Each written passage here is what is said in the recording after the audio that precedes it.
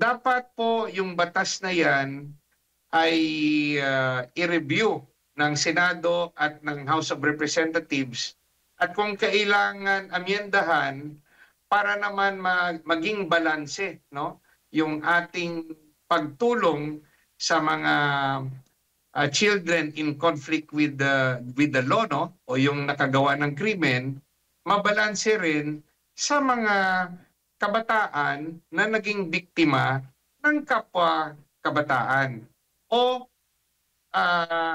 mga biktima na mga inosente at naging biktima sa karahasan ng mga kabataan na talagang recidivist o paulit-ulit na umaabuso dahil alam nila na hindi sila makukulong. So, it's very dangerous pag hindi ito nabago.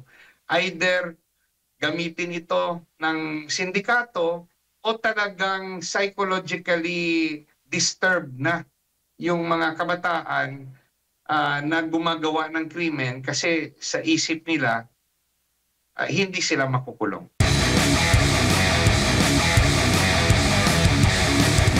Meron pong hakbang si Senator Robin Padilla na amyendahan po itong RA Republic Act na 9344 o yung Juvenile Justice and Welfare Act of 2006 para po sa mga karumaldumal na krimen. Anong tingin mo dito, sir? Anong punto mo dito? Matagal na po yung hinihingi ng marami, no? Kasama I think si dating Pangulong Duterte na nag-criticize sa batas na yan dahil marami pong mga biktima na hindi nabigyan ng katarungan, biktima ng krimeng bayolente, either rape o namatayan. Yung ibang biktima, bata. Pero dahil sa batas na yan, yung akusado o suspect ay hindi pwedeng makulong. At yung sa sitwasyon natin ngayon, marami tayong nakikita sa social media, mga bata nambubugbog ng kapwa bata, mga bata gumagawa ng krimen. Yung narinig nating let's say opinion na binigay ni Senator Raffy Tulfo na meron raw parang isang batang babae, ni-rape siya ng another batang lalaki pero hindi pwede makulong yung batang lalaki nung pinakawalan ng rape na naman ulit. So dapat po yung batas na yan ay i-review ng Senado at ng House of Representatives at kung kailangan amyendahan para naman maging balanse, no, yung ating pagtulong sa mga children in conflict with the law, no, o yung nakagawa ng krimen, mabalanse rin sa mga kabataan na naging biktima ng kapwa kabataan o mga biktima na mga inosente at naging biktima sa karahasan ng mga kabataan na talagang recidivist o paulit-ulit na umaabuso dahil alam nila na hindi sila makukulong. So, it's very dangerous pag hindi ito nabago. Either gamitin ito ng sindikato o talagang psychologically disturbed na yung mga kabataan na gumagawa ng krimen kasi sa isip nila hindi sila makukulong. So, meaning to say, Attorney, mimbis na mapagbuti ay napapasama pa ng pamahalaan ang bibigyan ng proteksyon sa mga kabataan through Republic Act 9344? Yung may mga dalawang pag-iisip, no.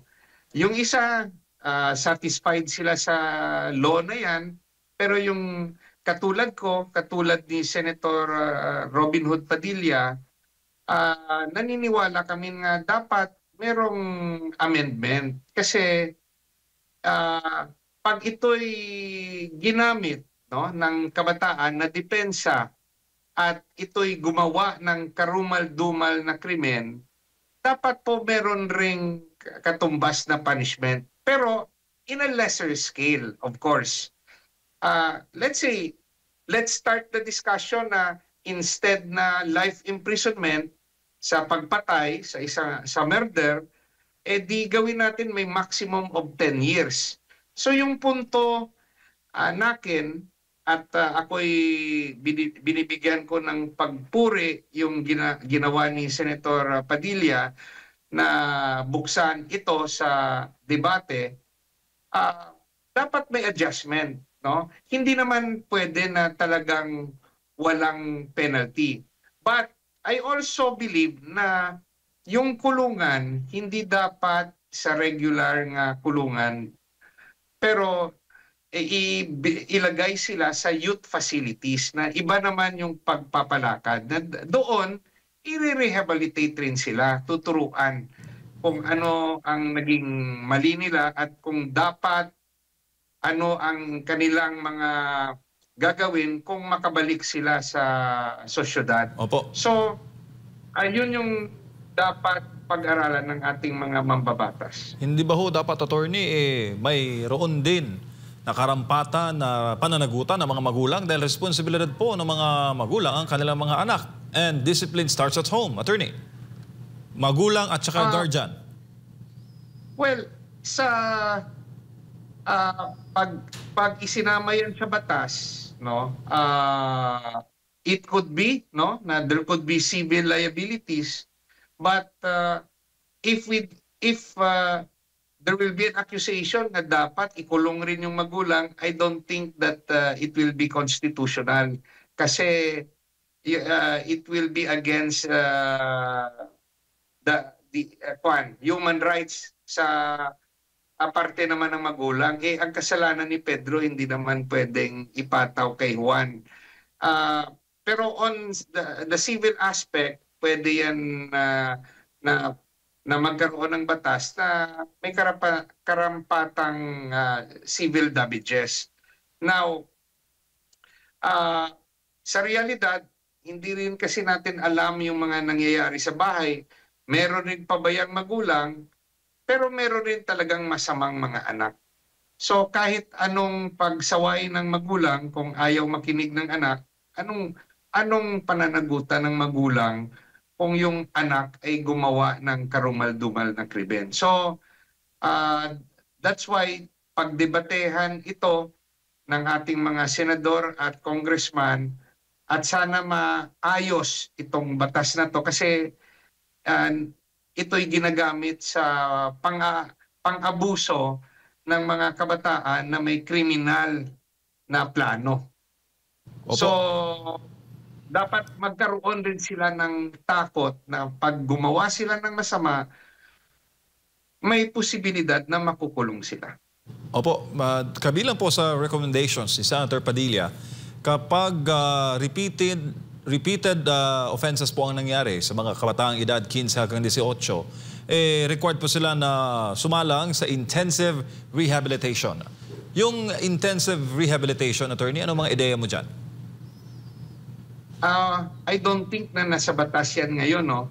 So, it will be designed by our lawmakers. So, if they believe na intensive rehabilitation, they will be confined to a place, yung isang youth center, at sila'y dapat turuan, magkaroon sila ng schooling sa loob ng youth center, ipagpapatrabaho sila, maglinis sila sa kanilang opisina, sa kanilang kulungan. Kung malaki yung espasyo, magtanim sila doon at hindi sila makakalabas. So, yan yung rehabilitation. Pero pag reach nila ng age ng 18, sa tingin ko ililipat sila sa regular jail facilities, no, of a convict. So, pwede rin naman i-disenyo na kung ilagay sila sa minimum security. Hindi sila dapat isama sa doon mga hardened criminals. But again, ibigay rin natin ang pag-aaral sa mga eksperto natin, sa mga psychologists, psychiatrists, yung mga nag-handle ng prison system natin, sa mga eksperto natin. Kasi yung pag-handle ng kabataan, may punto rin naman, napakasensitibong bagay. Yun nga lang, pag yung krimen na ginawa ay karumal-dumal, na may biktimang namatay, may biktimang na disable, may biktimang na rape, dapat meron talagang kulong, no? Whether kung minor pa siya, doon sa youth facility. At kung lumampas na siya, no, sa 18 years old, doon na sa regular jail. Kasi po, bigyan rin natin ng hustisya ang biktima at yung pamilya ng biktima.